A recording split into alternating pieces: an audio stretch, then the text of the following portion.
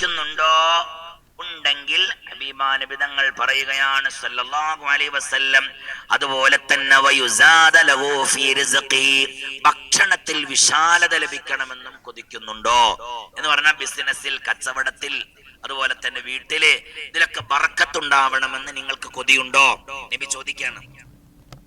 ആരെങ്കിലും ഒരാള് വയസ്സിൽ ബർക്കത്തുണ്ടാവാനും ഭക്ഷണത്തിൽ വിശാലത ഉണ്ടാവാനും കൊതിക്കുന്നുണ്ടെങ്കിൽ അള്ളാഹുവിന്റെ റസൂല് പറയുകയാണ് ഫൽയബുറ വാലിദൈഹി.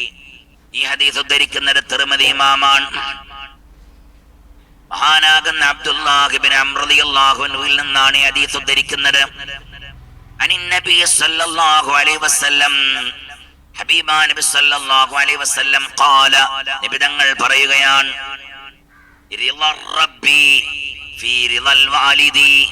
നബി തങ്ങൾ പറയുന്നു, നോക്കൂ, റിളർ റബ്ബി ഫീ റിളൽ വാലിദി, അല്ലാഹുവിന്റെ തൃപ്തി ഉണ്ടല്ലോ അത് മാതാപിതാക്കന്മാരുടെ തൃപ്തിയിലാണ്.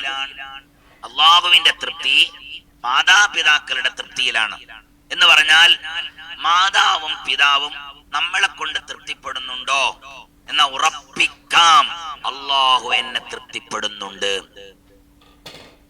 റിളർ റബ്ബി ഫീ റിളൽ വാലിദി, റിളർ റബ്ബി ഫീ റിളൽ വാലിദി, അല്ലാഹുവിന്റെ തൃപ്തി മാതാപിതാക്കന്മാരുടെ തൃപ്തിയിലാണ് എന്ന് പറഞ്ഞാൽ മാതാപിതാക്കൾ നമ്മെ തൃപ്തിപ്പെടുന്നുണ്ടെങ്കിൽ അല്ലാഹു നമ്മെ തൃപ്തിപ്പെടും.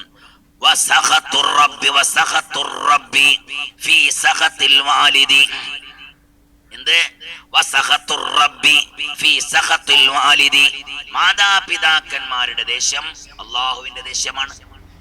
മാതാവും പിതാവും നമ്മളോട് ദേഷ്യം പിടിക്കുന്നുണ്ടെങ്കിൽ അല്ലാഹു നമ്മളോട് ദേഷ്യം പിടിക്കും. മാതാവും പിതാവും നമ്മളോട് പിണങ്ങിയിട്ടുണ്ടെങ്കിൽ അല്ലാഹു നമ്മളോട് പിണങ്ങും.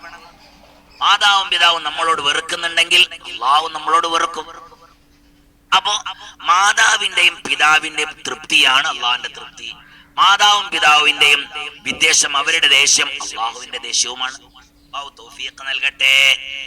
എന്നിട്ട് മറ്റൊരു ഹദീസിൽ നബി തങ്ങൾ പറയുകയാണ്, ആ ഹദീസ് ഉദ്ധരിക്കുന്നത് റവാഹു അഹ്മദ്, അഹ്മദ് ഇമാമാണ് ഹദീസ് ഉദ്ധരിക്കുന്നത്.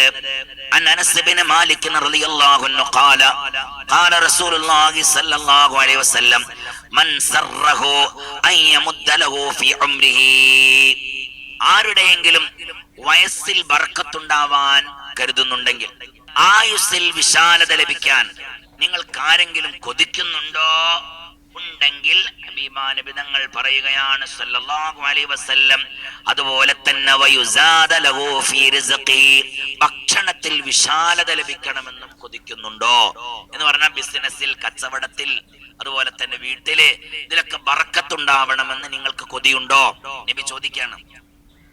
ആരെങ്കിലും ഒരാള് വയസ്സിൽ ബർക്കത്തുണ്ടാവാനും ഭക്ഷണത്തിൽ വിശാലത ഉണ്ടാവാനും കൊതിക്കുന്നുണ്ടെങ്കിൽ അള്ളാഹുവിന്റെ റസൂൽ പറയുകയാണ് ഫൽയബുറ വാലിദൈഹി, അള്ളാഹുവിന്റെ റസൂൽ പറയുന്നു മാതാപിതാക്കന്മാർക്ക് ഗുണം ചെയ്താൽ മതി. വൽയസിൽ റഹിമഹു, കുടുംബബന്ധം ചേർത്തിയാലും മതി.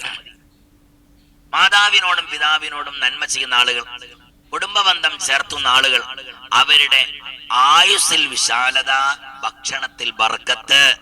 ഇതാരാ പറഞ്ഞത്?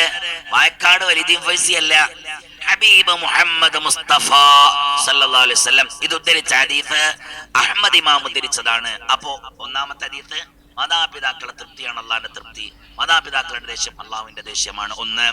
രണ്ട്, മാതാവിനോടും പിതാവിനോടും ഗുണം ചെയ്താൽ ആയുസ്സിൽ ബർക്കത്ത്, ഭക്ഷണത്തിലും ബർക്കത്ത്.